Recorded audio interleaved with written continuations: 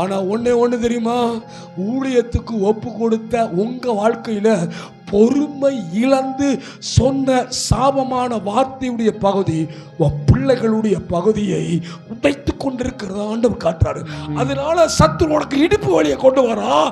அதனால உன் வீட்டுல செல்வங்கள் தங்க முடியாதபடிக்கு சத்துரு யுத்தம் பண்ணுகிறான். இன்னைக்கு என் ஆண்டவர் சொல்றாரு, மனம் திரும்பு. ஆமென். என்ன பார்க்கணும், நிறைய பேர் எப்ப பிரிவானு எதிர்பார்க்கிறான். ஆனா இயேசு சொல்றாரு, உனக்கு ஏற்ற மனைவியை தந்திருக்கிறாரு, உனக்கு ஏற்ற கணவனை தந்திருக்கிறாரு. விட்டு விலகிறதுக்கு எண்ணத்துக்கு நேராக வந்து விடாது. சத்துரு பிரிக்க பார்க்கிறான். என் ஆண்டவரோ உன்மேல் தேவ திட்டத்தை வச்சிருக்கிறார். நிறைய நேரம் உன் கோபத்துடைய பகுதியை சாப்பாட்டில் காமிச்சிருக்க.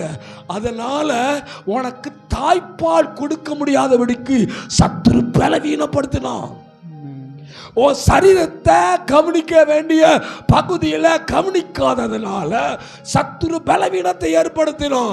உன் கணவன் குடும்ப வாழ்க்கையை விரும்புறாரு, நீயோ பலவீனத்தை சொல்லி விழிப்பில்லாதவளா இருக்கிற. இன்னைக்கு சொல்றாரு, உன் சரீரத்தை கவனிக்க என் ஆண்டவர் உன்னை அறிவுறுத்துகிறார். கண்ணை மூடணும்.